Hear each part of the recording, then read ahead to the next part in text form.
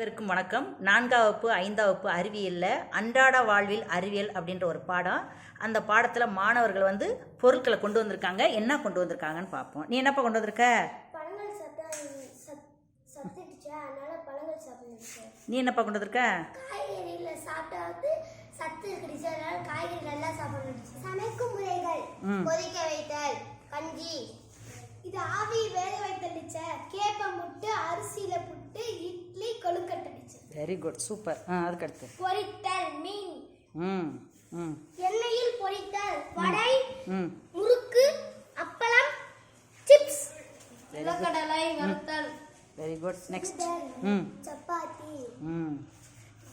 வயதானவங்களுக்கு உடம்பு சரியில்லைன்னா ரொட்டி தந்துடுச்சு.